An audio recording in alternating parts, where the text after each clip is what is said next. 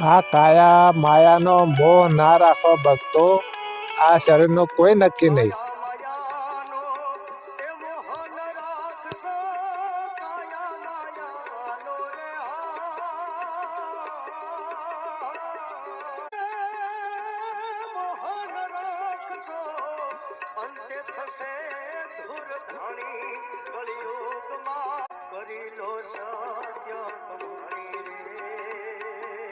આ મન જેનો શીતળ હોય એનો કોઈ વેરી નથી ભક્તો.